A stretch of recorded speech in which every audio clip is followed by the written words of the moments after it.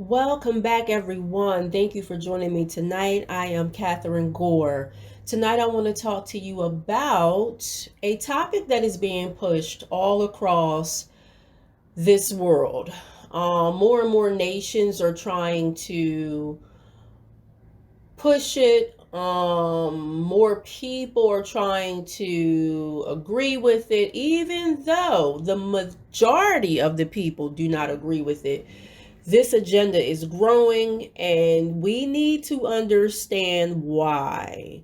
So, hear me when I tell you. I wrote an article this week based off of this topic, and my pastor told me about a particular clip that speaks about why all of this is happening. So, we are going to listen to a clip tonight, as well as the article that I wrote. And I titled this, The War Goes On. Tonight we are going to talk about transgenderism. That is correct. I really feel bad for the transgender community because they don't know how much they are loved by God. That's number one. They don't understand that God didn't make a mistake.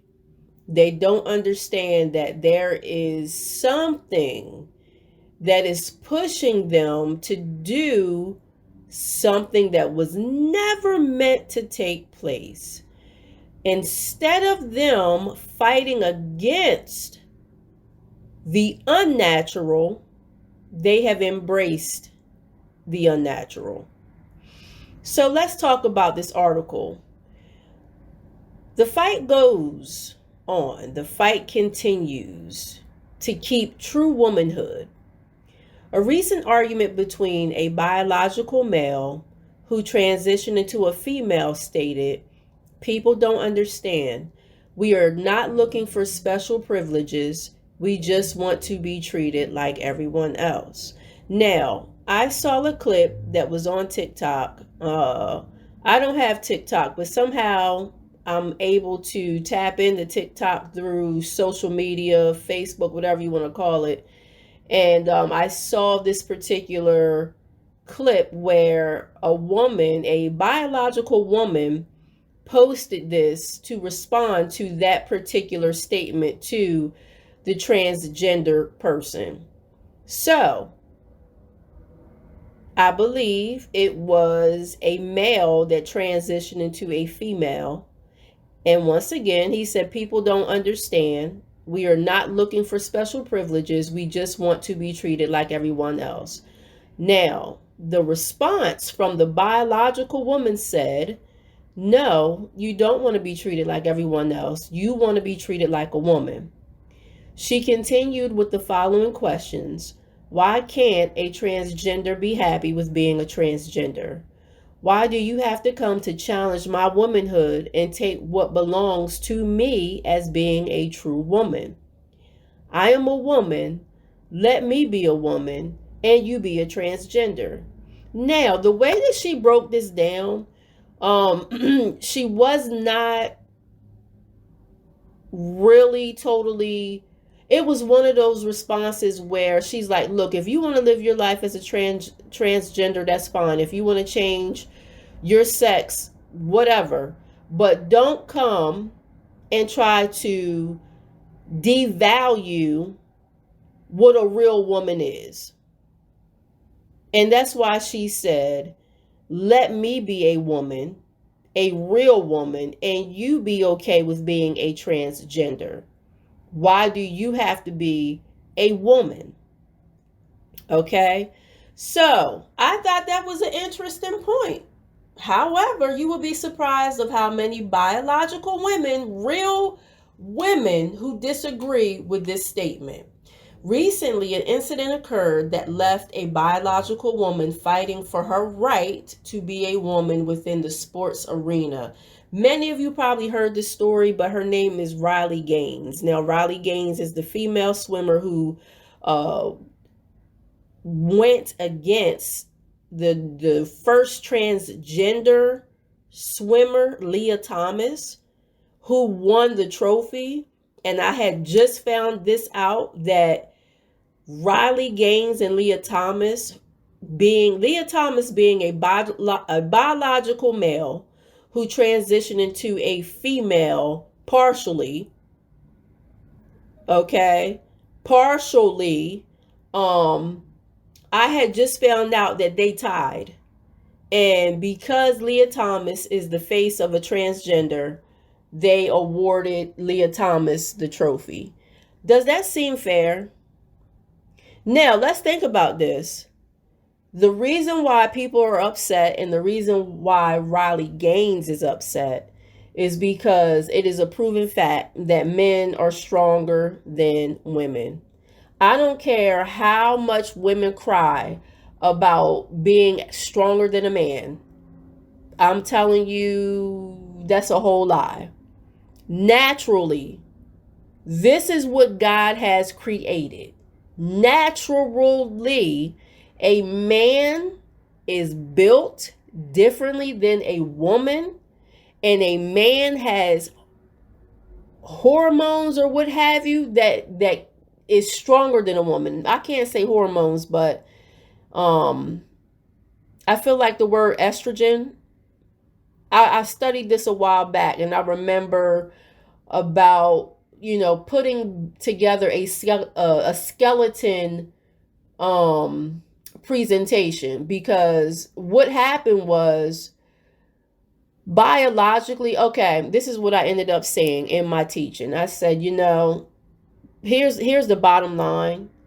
When you die and the coroner goes over your body, they're going to label you as what you were born as. You will never be able to get away from your true identity.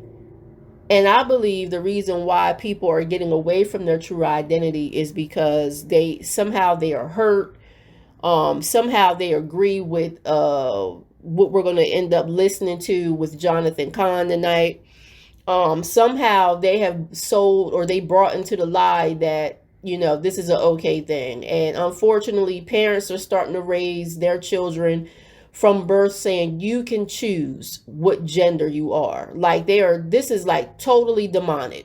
And I think this is why we need to hear and fight against this, because we are really, really fighting against deep, dark spirits. And here's the bottom line, y'all. People do not carry the fear of the Lord. God has been dealing with me with this for several weeks now. I have to put a message together, and once I do that, I will share it with you. But people do not have the fear of the Lord. So therefore, anything goes. Anything goes. And this is in the church. This is in the world. It's only a small handful of people who have the fear of the Lord. And the fear of the Lord is the beginning of wisdom. Okay?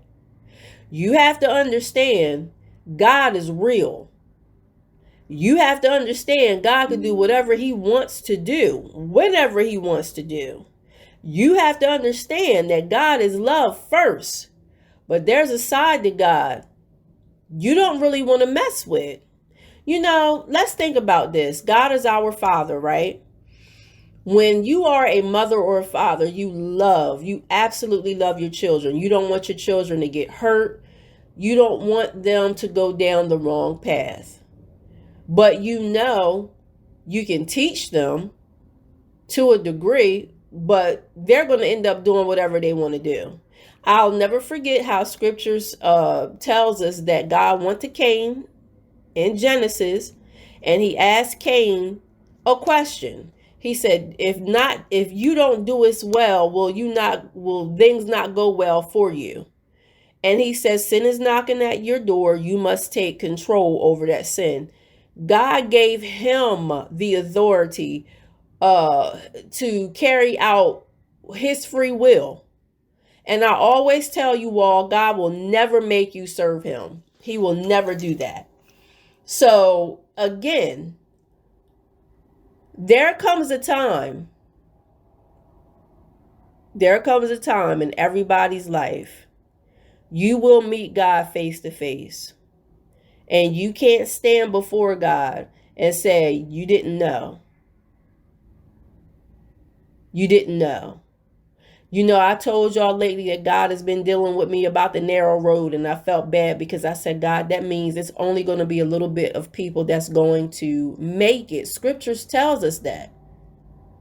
And we have to be determined to turn our lives around and make the best of what God has placed into our spirit in regards to living in this world. We've got to let God influence us, not the world. We've got to let his spirit fall upon us and lead us and guide us so that we can stay on that straight and narrow path. Now, no doubt, the path is hard, extremely hard. And this is why people feel better if they get off the straight and narrow path, because they don't want to fight. They rather live and go along to get along and go on to a path of destruction where they will lose their soul. They will lose knowledge. They will fall into the hands of the enemy. But if you fight, you will get knocked down. But if you fight and you plant your feet on that narrow road, God is going to be there fighting your battles with you. He's going to teach you a lot. That narrow road gives you life. Look it up. It's in the Bible and it's a real thing. For many of you, you already know. You've been out in the world. You see what the world is about. You know that the world can't offer you anything. And you feel like, okay, I'm a Christian. Yeah, I fight these battles because the enemy hates me even more. But it's so worth it because you grow in integrity and you draw closer to the Lord. You realize what this walk is really about. And then you start to have a realization that the enemy is dark, evil, pure evil. Like pure evil. And then you want to start telling people the truth. And a lot of times your truth, the word of God, the spirit of God, that truth falls on deaf ears. But at least you told. And this is what I'm doing tonight. So, back to Riley Gaines and Leah Thomas. Basically, this whole situation is really messed up because Leah Thomas took the trophy and Riley Gaines, as a real woman, she worked and worked to get to where she's at. Now, I'm going to tell you how awesome she has to be. For her to tie with a man that is a biological man that is extreme, that's stronger than her, no doubt. She has to be the best swimmer, the best woman swimmer that we know of. It's probably someone out there that's better than her, but we just haven't heard yet. It's always someone else that does just as better as you, right? So right now, though, Riley Gaines is that female. This biological male came along, took the trophy, which lets you know that he is not as strong as what he should be. And if I'm not mistaken, reading this last year sometime, if I'm not mistaken, he always lost against the men, the real biological men. So he comes in, snatches this trophy, and if I'm not mistaken, I remember him saying this is what he always wanted. And I'm saying he because I'm going to be honest with you. He is a biological man who goes by a female. So, you know, many people say, hey, you know, you're being disrespectful. You should really honor them. Sir, ma'am, I'm going to honor God. Okay? I love Leah as a person. I hope the best for Leah. But the best for Leah is not to transition into a girl. Okay? God didn't make a mistake. So, Leah came on the scene, took the trophy, and now Riley Gaines is going around, going to different events, saying how unfair it is for men to come into women's sports. I don't blame her, okay? But here's what happened. A dean invited Riley Gaines out to, let me get the college correct. It's out in California. Here it is. Sorry. A real biological woman invited a real biological woman, Riley Gaines, out to the San Francisco State University, in which she spoke out about the unfairness, again, of the biological men joining women's sports, knowing men are stronger than women. Now, the transgender community went off. Like, I can imagine, and I'm going to be honest with you, when I was reading the article, I really visualized how people in the scriptures were tearing their clothes and ripping off their, gowns.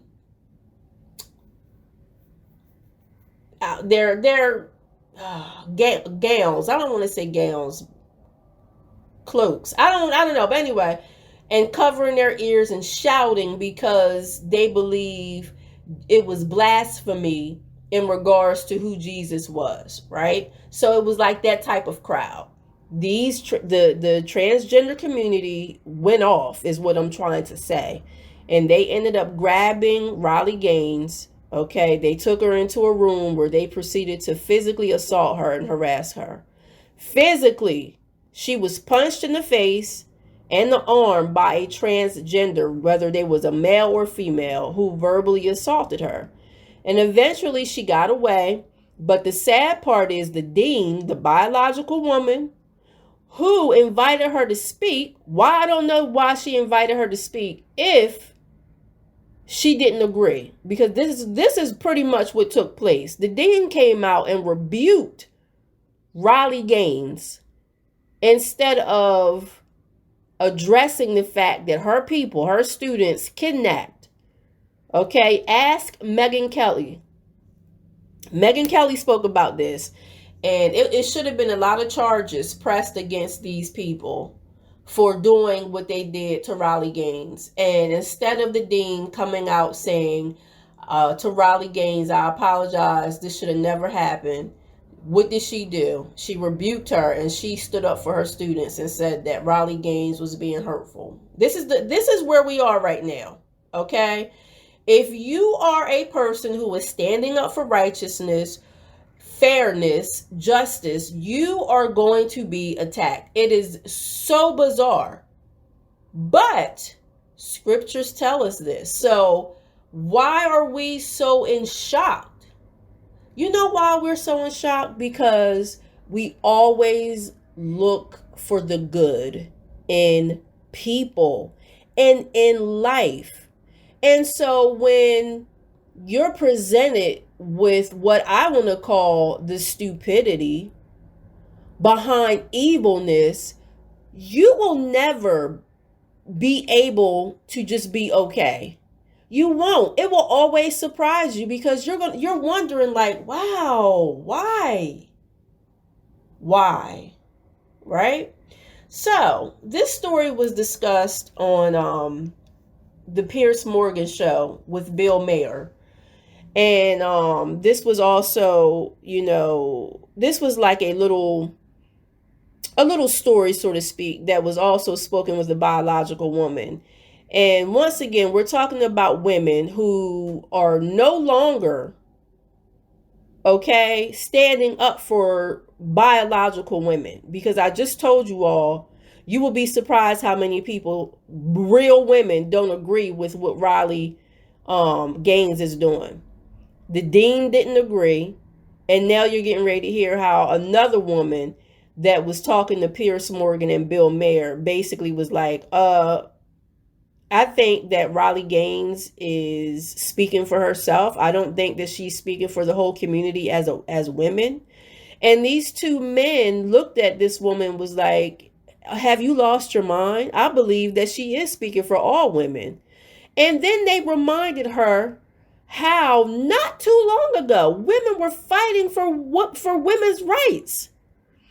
To have this be now women, real women, fighting against real women to accept men into sports as females. Like, what is going on? What is going on? My conclusion to this is everything has become twisted and dark.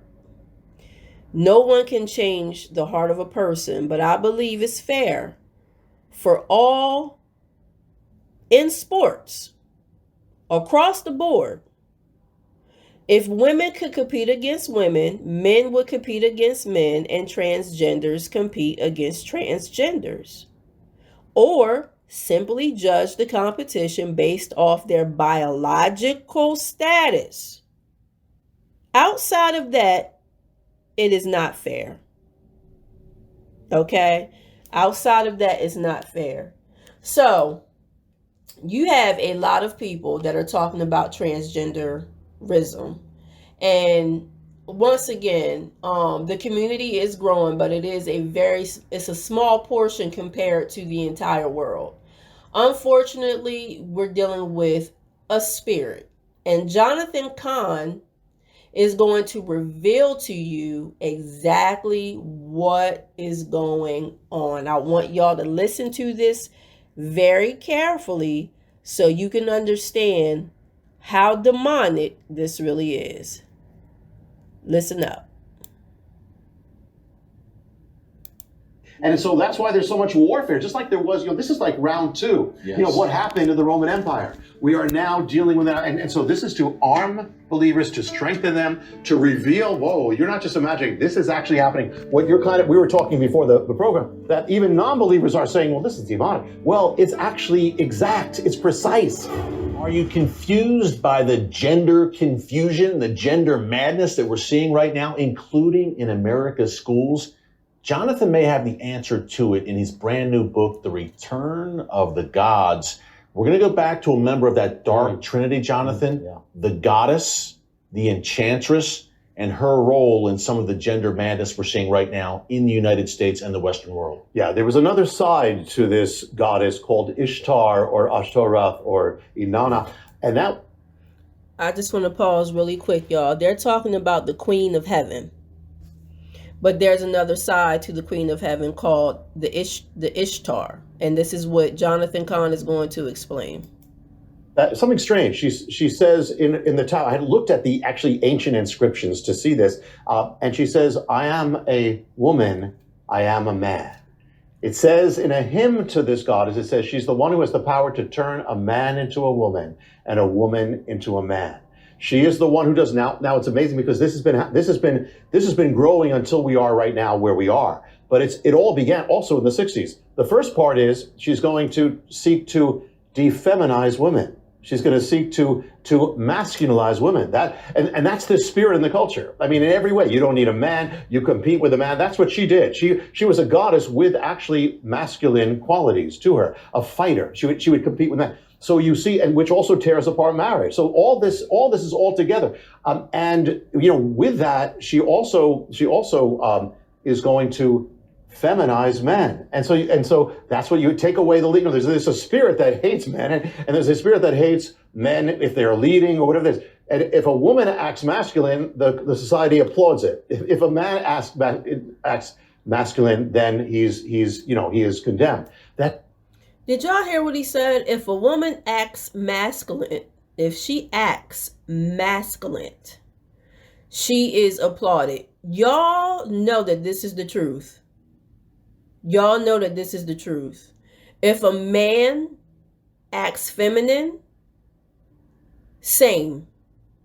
Okay? And these things should never be. Because God didn't create women and men to be playing each other's roles. There's a specific role for a woman and a specific role for a man. And we should not go outside of a perfect God. because I have been telling you all this. When this type of stuff happens, if you do research, you go and all of this stuff catches up to transgenders. And people are speaking out about this right now. Okay?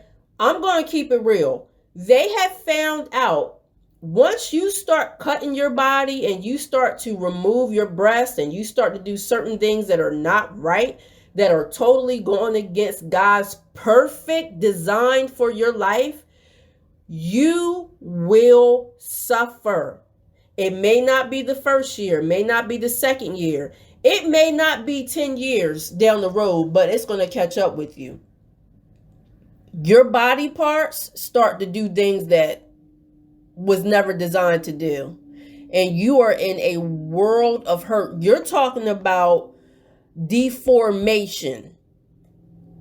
And at first, when people start to cut on their body, they are trying to create something that was never supposed to be. So they are actually getting their body to be deformed surgically. But later on, your body, after you do all of this type of surgery, it goes into a true deformation on its own because it was never meant to have, and certain things. But you don't think about that right now because people are so emotional.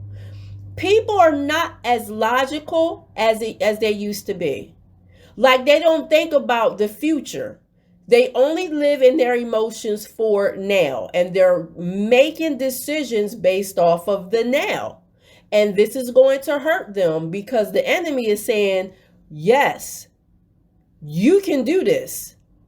You can be whoever you want to be. And they're not considering their future. They're not considering how it's going to really, really hurt them in the long run. Let's continue. Something is really strange, but that's the spirit of the goddess. That's what she does. And she's been doing it. She's doing it to children. She's doing boys are being trained this way. Girls are being trained this way. In every way, this has affected our culture. That's just the beginning of her transformation. Well, children, Jonathan, at the age of 4 or 5 years old are being told today that they can choose their gender. That's crazy. Whether they want to be a boy or a girl. This is Ishtar. And Ishtar. This is the spirit. And and it started out like that. And now it started out originally just saying, hey, be more like this one. Now it's come to this. She had a priesthood. The priesthood of the goddess was this. Listen, it was men dressed up in her temple as women. Those were the priests. And they would go around acting as women. And so she is the goddess of androgyny, not combining male and female, blurring the lines between that. It's part of destruction. And that's what she did. And so you have now again men dressing up as women. That's the return of the goddess. Is that you used to have that in the pagan world? You had it really central. And now this was prevalent in the pagan world. Yeah, exactly. And now we don't realize it's been out, but now it was the gospel that stopped us. Now it's back and it's all over. That is the spirit of the goddess. And not only that, now we talk about, you were just alluding to it, transgenderism.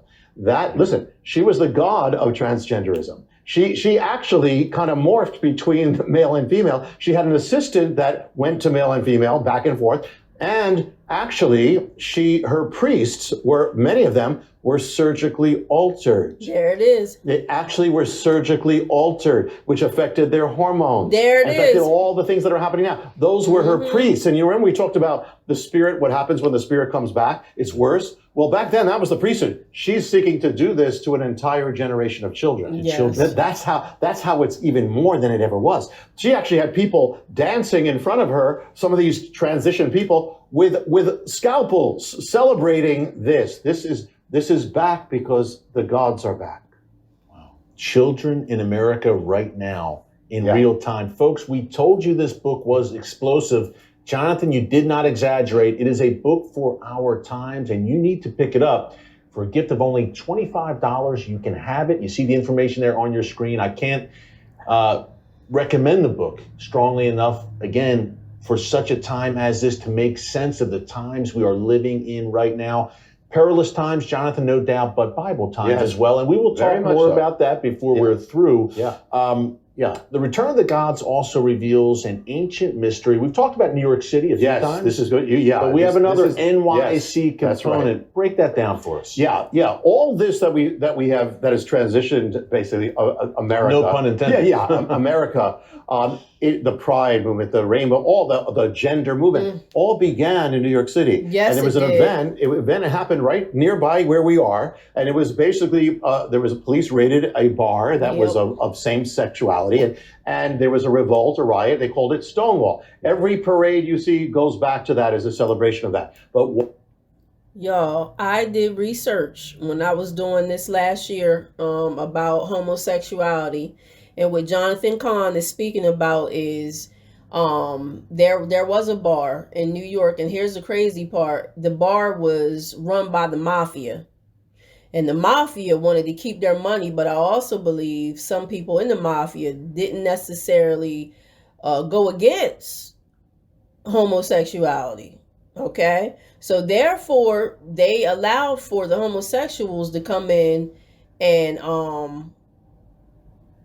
be them in the bar and do whatever they wanted to do. And basically at Stonewall, there was a big riot where something happened where the police was called, and they got people got really, really hurt. They started to go against the police officers. I believe many police officers got hurt.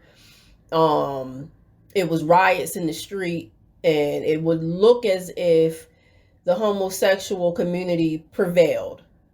Okay, so now, like Jonathan Cahn said, everything as far as gay pride and all of this, transgenderism, it all goes back to the victory, so to speak, through Stonewall. Just want to give y'all a little bit of insight on that. Is amazing is that when you look at that night, all the signs of the goddess were there of her return, was in that night. And there's so much that I can only just touch on some. This was 1969. This is 1969, okay. The summer of 69. There's so much here. I'll give you an example. The ancient texts say that the goddess, where she kind of rules, is in the Eshtam. Eshtam was the bar or the tavern. Stonewall is an Eshtam. It's all over the earth, God is raising up a new breed of wealth builders who will use their money to shape the course of world history with It's a bar, it's a tavern. That's where she was, and that's where she reigned. One of the signs when she comes into battle, when the goddess comes into battle, she rides lions in her mythology. In pictures, lions, and she puts her head on the lion. She puts her foot on the lion's head, saying, "I am so powerful. I'm on the lion's head." The lion's head. The first thing you would see would be the lion's head. Well, before this happened, this war, it was basically a culture war. It's going to happen with the goddess. The first thing that appeared on that street was a place called the Lion's Head, right next to Stonewall. Wow. Then Stonewall came.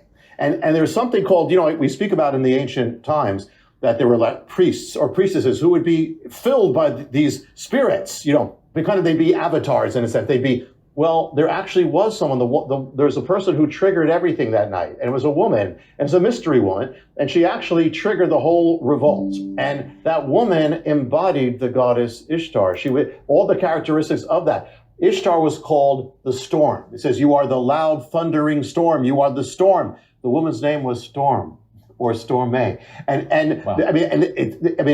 I'm just scratching the surface. Yeah. There's something called the dance of the goddess, that when she's at war, she dances. There's a dance. In the middle of that riot, a dance breaks out. And they actually, the men who are dancing as women are actually chanting words that go back to the tablets of Ishtar on that very night. And by the way, they were attacking police during these riots. They were trying to set them up, set the bar on fire with the police in there. Another theme we see, unfortunately, in modern America, police being targeted. Take us back to ancient times, to biblical times. And again, just so people know, this was not some fringe movement in those times. No. This was... Y'all, you can't make this up. You cannot make this up. Everything that goes on in the natural happens in the spiritual first. So I want y'all to understand that, there's a war that constantly is going on in the heavenly places, and then it manifests down here on earth. So this stuff is real.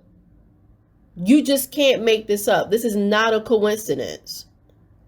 It's almost over. Prevalent. Yes. Throughout pagan society, Yes. Christians were an outlier at Yes. the time. Yes. And a hated minority, to be Yes. honest, in Yes. the early days, especially the Roman Yeah. Empire. Yes. This Yeah. was, if people can understand what Jonathan is laying out, the dark trinity, the enchantress, the possessor, this was the dominant force in the culture at that time, the dominant quote unquote religious force of the times. And This was mainstream, everything Yeah. you're laying out. And it's coming back. And that's why we're saying, like, what is this? What is this? All the things that were there are coming back. And even this, I even mentioned the night of when this all began, when all the Stonewall, when all this began, was the exact, even the timing was according to the ancient Babylonian calendar. It happened on the weekend of the full moon, happened by the summer solstice, happened in the days of the goddess. Without even going into detail, it all happened. Actually, the date of this was actually sealed on a day that, according to the ancient Babylonian calendar, says that day is appointed to cast a spell to cause a man to love a man. That's when it was all sealed. Lord, and so it's all, I mean, it is, I mean, beyond anything that anybody could have made of. And it's not that these people knew what they were doing. We got to pray for everyone, and we're all in the same boat. But they didn't know what they were doing, but this was the return. This is all like clockwork, the way this is happening. Jonathan, this is your 7th book. They've all been runaway bestsellers. You specialize, and your anointing is in, I would say, unlocking ancient mysteries and making them relevant, showing the parallels to today. Yeah. I believe this is, and this is the author of The Harbinger, folks, and The Harbinger 2, and The Paradigm, The Oracle, many more. I believe this is indeed your most explosive book. Simple question, but I think important. Why did you write this? Why did you feel compelled to write this book right now? Because we are, every single person who's watching television today is being totally affected by this, one way or the other. We're all in it. In one way or another. And that is that, whether it's family members, whether it's sending your children to school, they're being indoctrinated, whether it's religious freedom, because we're going to get to in the next part about what the gospel has to do with Christians. There's an agenda there for that. So we need to be strong. Now, I knew when I wrote it, I said, Lord, to write this, it's touching. But you know what? If we don't stand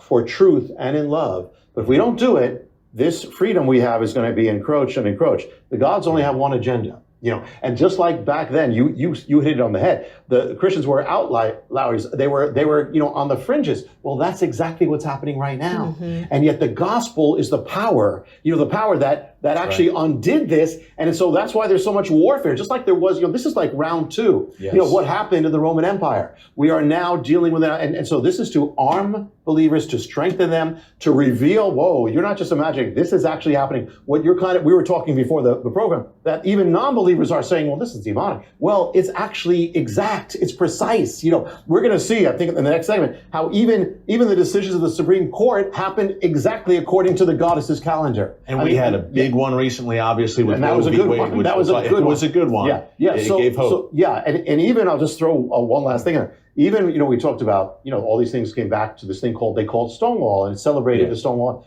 Well, in the ancient writings of the goddess, it says, calls the god, you are the stone that breaks the stone wall.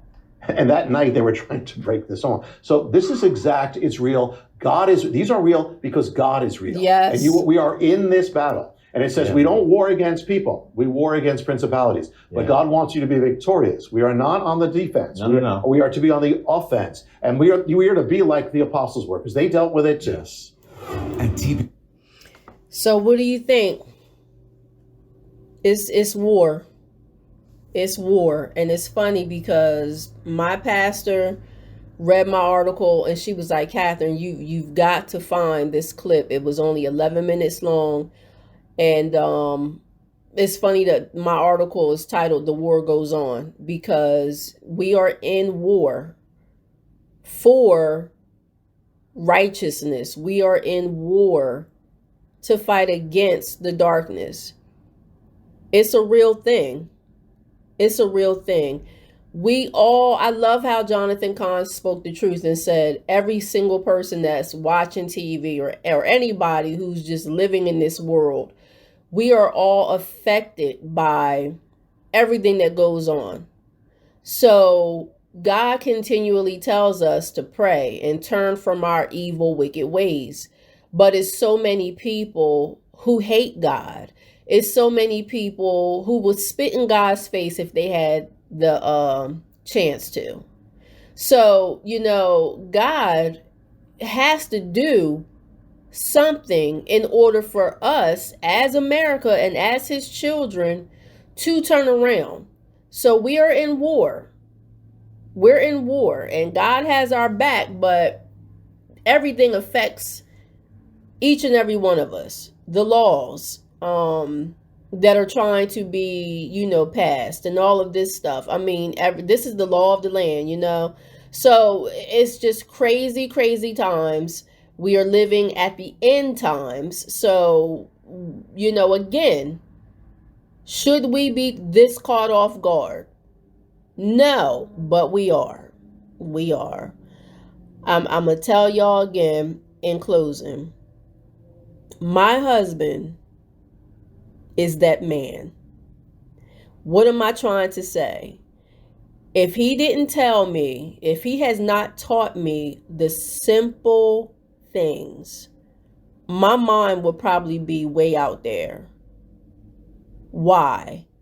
Again, he reminded me that only one family got on that boat when we were living in the days of Noah, meaning, years ago. And we're living in the days of Noah again. So this is where we are. Noah tried to warn the people. Nobody wanted to listen. Noah was the only righteous man, and God honored him by allowing for his family to come along, and they repopulated the earth. But everybody else got killed. Everybody else died because the earth was so filled with wickedness. It grieved God's heart to even create man.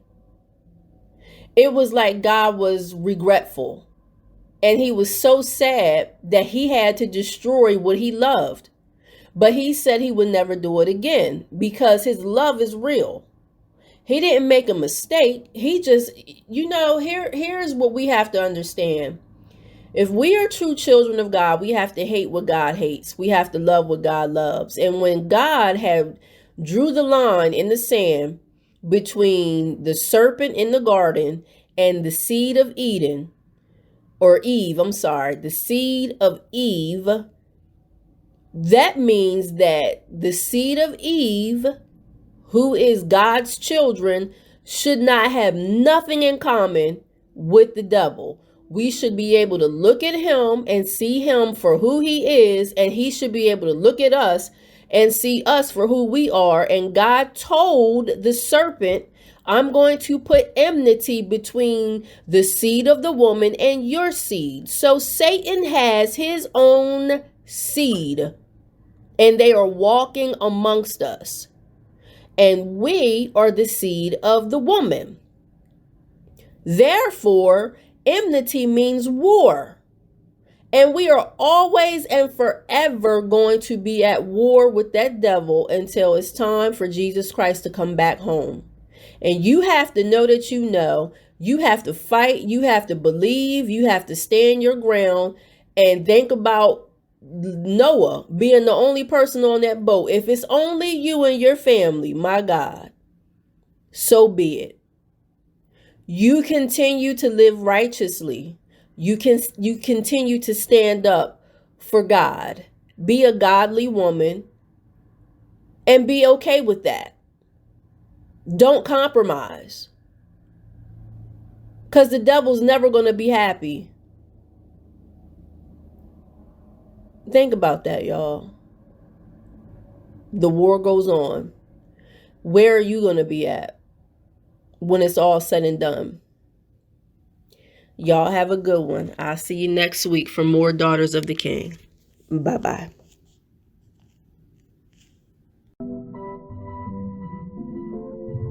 Thank you for watching Daughters of the King. We appreciate your support. You can reach me at www.dotking.org. That's www.dotking.org. You can subscribe or send a message through live chat, or you can send an email to Kathryn, Kathryn, at dotking.org. This ministry is designed to speak to your heart. Feel free to share your thoughts about the message or give insight on a topic that you would like for me to discuss. We are here for you.